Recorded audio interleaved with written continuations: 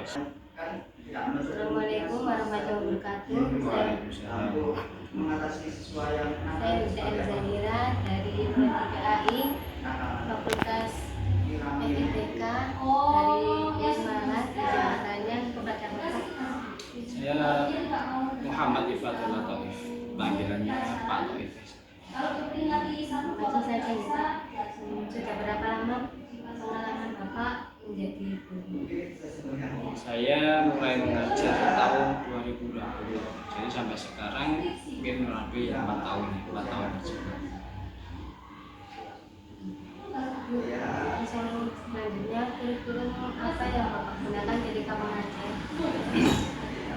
Kalau tahun awal dulu kita menggunakan kurikulum K13 nah 2 tahun yang belakangan ini kita sudah beralih ke kurikulum Merdeka. Jadi saya sudah menjalani kurikulum K13 juga kurikulum Merdeka yang baru saat ini. Terus apa metode yang Bapak gunakan ketika mengajar? Kalau masalah metode kita menyesuaikan ya, karena saya sendiri kan mengajarnya kan lintas kelas, artinya itu tidak tetap satu kelas saja. Apalagi mapel agama itu kan harus pindah-pindah. Jadi kita lihat dulu situasi kondisinya. Yang paling sering ya kita gunakan metode berbasis apa namanya problem solving. Kita cari masalah dari anak kita, apalagi sekarang kurikulum Merdeka itu kan menuntut untuk anak-anak yang aktif, lebih aktif dari kira bagi guru itu adalah hanya untuk fasilitator saja. Anak-anak yang mencari materinya sudah ada, terus anak-anak membaca dulu, terus diskusikan. Nah itu, tapi kalau ada misalnya di kelas 1 yang anaknya kurang mendukung, ya itu ada namanya kurikulum yang berbasis perangkat yang diferensial, artinya pembedaan, bukan dibedakan antara yang murid ini nggak bisa disendirikan, tidak, kan ada pengajaran yang lebih ekstra dibandingkan dengan murid-murid yang lain.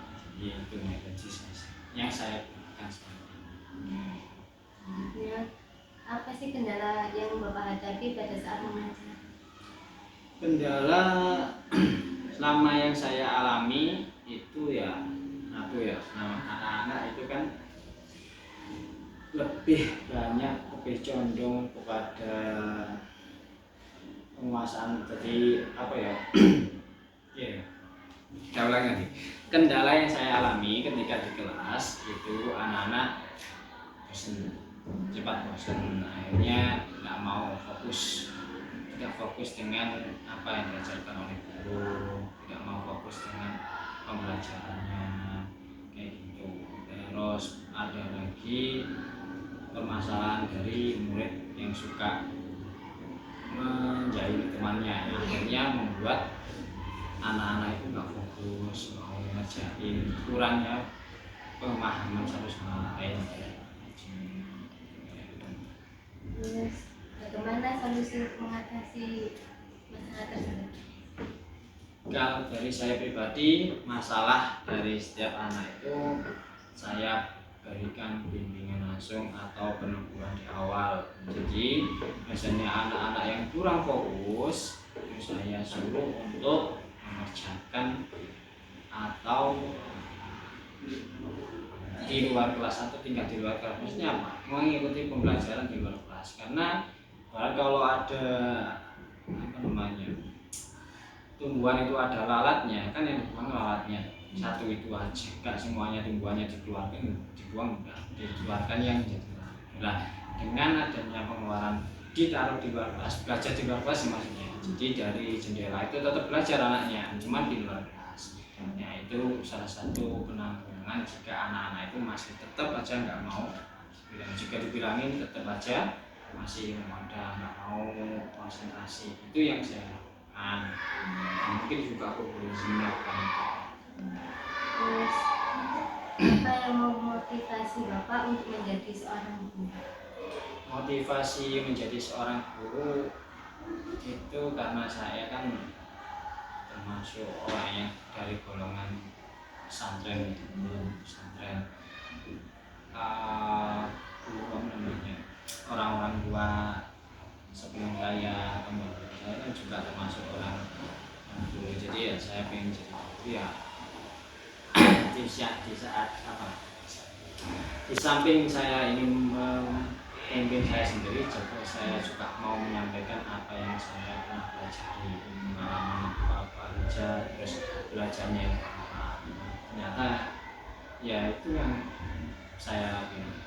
Meskipun dulu awalnya pas waktu sekolah menengah kejuruan ya juga bukan jurusan guru, tapi memang kontraknya harus jadi guru ya.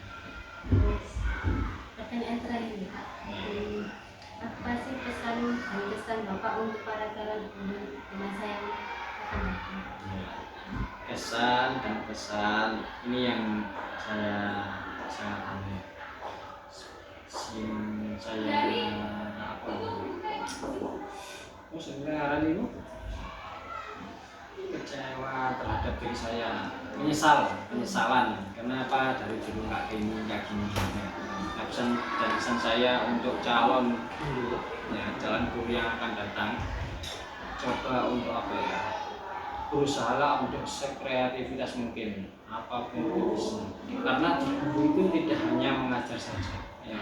Bukan mengajar tok, bukan hanya untuk pengetahuan saja.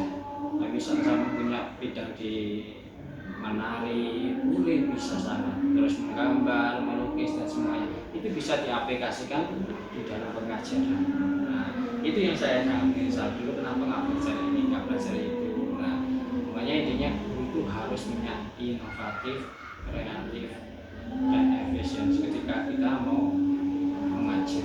Jadi gak melulu tentang cuma mengajarkan apa yang ada dalam pelajaran, tapi kan harus, apalagi sekarang kan banyak guru dituntut untuk membuat model pembelajaran yang dimana itu ada media pembelajaran. Nah, media pembelajaran ini kan kita harus benar-benar memanfaatkan, gak hanya melalui pengetahuan kita, tapi kan tetap ada aplikasinya dan sebagainya, penerapannya, apalagi kita menggunakan bahan bekas dan sebagainya.